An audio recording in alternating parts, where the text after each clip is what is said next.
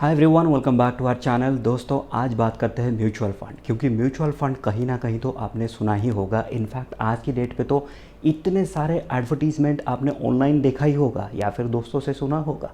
तो क्यों ना एक म्यूचुअल फ़ंड क्या है वो जान लेते हैं। देखिए दोस्तों, म्यूचुअल फ़ंड कुछ नहीं होता। म्यूचुअल फ़ंड सिंपल से बोला जाए तो एक ग्रुप ऑफ पीपल होता है। मान लीजिए अभी 140 करोड़ आबादी में से सिर्फ 1 करोड़ लोग चाहते हैं कि वो अपना 500 रुपीज़ सिर्फ इन्वेस्ट करना चाहते हैं थ्रू एन म्यूचुअल फंड्स। तो होता क्या है कि 500 rupees of 1 crore people equal to 500 crore की हो जाते हैं। तो आप मान सकते हैं कि 500 करोड़ को मैनेज करने के लिए एक प्रोफेशनल मैनेजमेंट की ज़रूरत पड़ती है। तो वो प्रोफेशनल मैनेजमेंट आता है एक एसेट मैनेजमेंट कंपनी के अंडर। तो वो एसेट मैनेजमेंट कंपनी का जो मैनेजर होता है उस पर एक पोर्टफोलियो मैनेजर रहता है और उसके नीचे एक रिसर्च टीम रहती है। तो वो क्या करते हैं, वो 500 करोड़ को मैनेज करते हैं और वो 500 करोड़ में वो बहुत सारा सेक्टर का बहुत सारे अलग अलग कंपनीज़ खरीद सकते हैं। जैसे कि बैंक का कुछ कंपनीज़ खरीद सकते हैं, जो से आईटी सेक्टर का बहुत सारे कंपनी खरीद सकते हैं, केमिकल सेक्टर का बहुत सारे कंपनीज़ खरीद सकते हैं। तो इस तरह का एज़ इट इज़ बहुत सारे पैसे उनके पास है, वो बहुत सारे स्टॉक्स खरीद सकते हैं एंड सेल कर सकते हैं।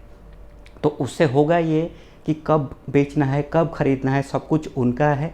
वो एक्सपर्ट्स है इन द मार्केट कि कब बाई करना है, क्या बाई करना है और क्या सेल करना है और कब करनी है। तो उससे होता क्या है कि उससे बहुत सारा रिटर्न जनरेट होता है, जो कि इंटरेस्ट बोला जा सकता है। तो वो सारे इंटरेस्ट में से क्या करते हैं, उनका जो प्रॉफिट मार्जिन है, यानी कि वो भी एक प्रोफेशनल मैनेजमेंट है, तो अल्टीमेटली उनका भी कुछ फीस है। तो वो क्या करते हैं 1 to 2% उनका चार्जेस काट के बाकी सब कुछ जितना भी है वो सारे रिटर्न के साथ आपको वापस दे देते हैं। तो कैसा रहा, ये है म्यूचुअल फंड कि एक group of people putting their money together for getting a better returns, that is a mutual fund. तो दोस्तों, मान लेते हैं कि अभी म्यूचुअल फंड तो समझ गए, बट आप क्यों करना चाहिए। क्योंकि दोस्तों देखो कि क्या होता है कि कोई भी मिडिल क्लास फैमिलीज़ में इतना सारा पैसा नहीं होता कि हम डायरेक्टली इन्वेस्टमेंट कर ले। क्यों? क्योंकि अभी मान लीजिए कि आपका डॉटर मैरिज है, आपका चाइल्ड का एजुकेशन है, चाहे वो इंजीनियरिंग का हो, डॉक्टर हो या कोई भी अच्छी डिग्री लेने के लिए आपको बहुत सारा पैसे की ज़रूरत पड़ेगी। इनफैक्ट हमारा खुद का लाइफ में, जैसे कि अभी नौकरी करने के बाद हमें एक अच्छा सा घर तो चाहिए, अच्छा सा गाड़ी तो हो, अपने पास एक कार हो, तो आपको तो पता है वो एक स्टेटस सिंबल है। और उसके अलावा इलेक्ट्रॉनिक्स इक्विपमेंट होगा तो वो भी बहुत अच्छी है। तो ये सारे चीज़ों को मैनेज करने के लिए ये सारी चीज़ें अच्छे से खरीद सके, वो भी बिना लोन लिए, तो कैसे हो सकता है। तो ये सारे फाइनेंशियल स्टेबिलिटी को गेन करने के लिए आप यदि मंथली मान लीजिए 500 रुपीज़ ही सही इन्वेस्ट करते हैं, तो ये over a period of time आप देख सकते हैं कि 5 साल में तो कुछ ज़्यादा रिटर्न नहीं होगा, but at least 15% is not less than anything else. क्योंकि आप फिक्स डिपॉजिट में रखेंगे तो 4% मिलेगा, आप बाकी किसी भी फिक्स इंटरेस्ट पे रखेंगे तो ज़्यादा से ज़्यादा 7 से 8% से ज़्यादा मिल नहीं सकता, और आपको यहाँ पे 15% से ज़्यादा मिल सकता है। And over a period of 30 years आप इन्वेस्ट करते हैं तो आपको बहुत कुछ मिल सकता है।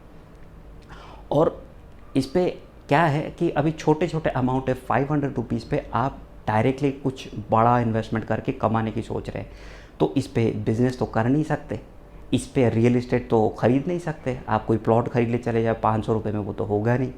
और अच्छा इंटरेस्ट में कुछ मिले तो वो है stock market, but stock market में भी मिनिमम 500 रुपये में 1 या 2 कंपनी आ सकती है, वो भी अच्छे कंपनी के स्टॉक्स। और वो 2 कंपनी को आप ट्रैक करने के लिए आपको बहुत सारा रिसर्च भी ज़रूरत है, आपको पता होना चाहिए। यदि आपको पता नहीं है तो आप कैसे मैनेज कर सकते हैं। तो उस के सिनेरियो पे कि आपको मार्केट की कोई नॉलेज नहीं है, आपको पता नहीं कब कौन सा स्टॉक बाई करना है, कौन सा स्टॉक सेल करना है और वो कब करना है, वो कैसे कर सकते हैं। तो ये सारी चीज़ों से छुटकारा मिलने के लिए ये जो म्यूचुअल फंड्स इंडस्ट्री है वो बहुत बढ़िया है। वो भी स्टॉक्स में ही इन्वेस्ट करते हैं, बट यहाँ पे ये है कि आप जो पैसे को इन्वेस्ट किए 500 रुपये, जैसे मैंने बोला एक प्रोफेशनल मैनेजमेंट होता है, तो कोई भी एक एसेट मैनेजमेंट कंपनी एक पोर्टफोलियो मैनेजर को ये करता है।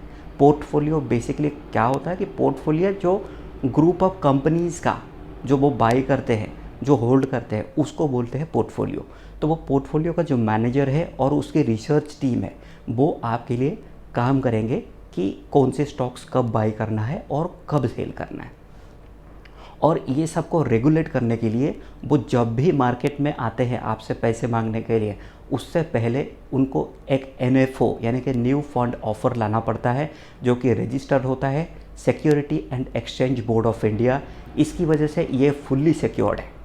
तो आप ये नहीं बोल सकते कि आपका पैसा डूब सकता है, आपका पैसा घोटाला हो सकता है, या आपका पैसे से इधर उधर कर सकते हैं, या आपका पैसे का लेके वो कुछ भी बाई कर ले उनकी पसंद की कंपनी। ऐसा बिल्कुल नहीं होता, क्योंकि ये सिक्योरिटी एंड एक्सचेंज बोर्ड के अंडर आती है and asset management company also इसको मैनेज करती है। इसकी वजह से इस पर ट्रांसपेरेंसी बहुत ज़्यादा है। और एक है कि मार्केट सोचिए ऊपर गया या नीचे गया तो आप पैनिक में आने की ज़रूरत नहीं है, क्योंकि वो पोर्टफोलियो मैनेजर है, क्योंकि वो एक प्रोफेशनल है, वो रिस्क भी मैनेज करना उनका काम है। बट आपको ये ध्यान रखना चाहिए कि जब भी आप म्यूचुअल फंड में इन्वेस्टमेंट करें वो 3 साल से ज़्यादा की होराइजन हो। बट यहाँ पे ऐसा कोई रेस्ट्रिक्शंस नहीं है कि आप कब डाल सकते हैं, कितना डाल सकते हैं, कब तक डालना पड़ेगा। आप इस पे 2 टाइप का फंड आते हैं, एक होता है ओपन एंडेड, एक होता है क्लोज एंडेड। ओपन एंडेड मतलब आप जब भी चाहिए आप इन्वेस्ट कीजिए, आपको नेक्स्ट डे पता चलता है कि नहीं मुझे तो निकाल लेनी चाहिए तो आप निकाल लो, कोई बात नहीं। यहाँ पे आपको कभी भी आ सकते हैं। मान लीजिए आपने 500 के हिसाब से 4 साल भरा और उसमें से एक लिमिटेड अमाउंट आपको निकालना है, तो वो भी आप निकाल सकते हैं। तो वो अमाउंट जो होगा वो ऑटोमेटिक बढ़ती रहेगी। तो हुआ ना कमाल की बात। इस पर ऐसा कोई फिक्स टर्म नहीं है, बट आप यदि ओपन एंडेड में जाते हैं आप जब तक चाहिए वो भर सकते हैं।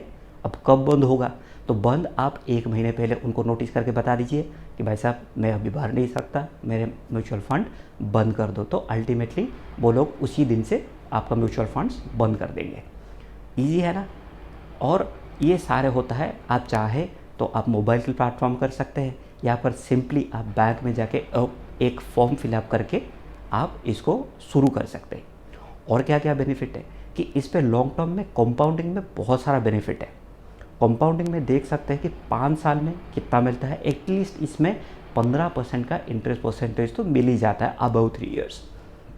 तो over a period of time इस पर कंपाउंडिंग इफेक्ट देखिए कि 5 साल हो गया, फिर 10 साल हो गया, फिर 15 साल हो गया, फिर 20, फिर 30 साल, ऐसे होते होते कितना ज़्यादा कंपाउंडिंग हो सकता है।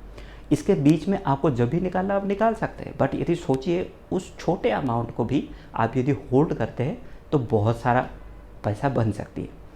और क्या बेनिफिट है कि बेनिफिट जो है कि वो आप एक कंपनी 500 रुपये में 1 या 2 कंपनी का अच्छे कंपनी का स्टॉक आ सकते थे, बट इसमें क्या होगा कि आपको इतने सारे कंपनी एटलीस्ट 30 to 40 कंपनीज का आप ओनर हो इनडायरेक्टली, जिस पे आपको यूनिट एलोकेशन होता है, जो कि NAV के हिसाब से आता है। पर NAV जो है वो over a period of time change होता रहता है, तो उसके हिसाब से आपको यूनिट एलोकेट होता रहता है। और जैसे जैसे यूनिट बढ़ेंगे, यूनिट का प्राइस बढ़ेंगे, उसके हिसाब से आपका जो NAV बढ़ने के साथ यूनिट बढ़ेंगे, तो वो यूनिट से आपको बेनिफिट बहुत ज़्यादा मिलेगा। तो ये सिक्योर्ड भी हो गया, इंटरेस्ट भी अच्छा हुआ, डाइवर्सिफिकेशन हुआ, लिक्विडिटी मतलब बहुत सारे जब भी चाहिए आपको कैश चाहिए तभी मिल जाएगा, ऐसा कुछ ज़रूरत नहीं है। बेरली आपने आज सेल किया, 2 दिन के अंदर आपका अकाउंट में पैसे आ जाएगी। और क्या है कि इस पर सिक्योर्ड भी है, और इतने सारे बेनिफिट की वजह से म्यूचुअल फंड्स आपको करना चाहिए। अब कैसे करें?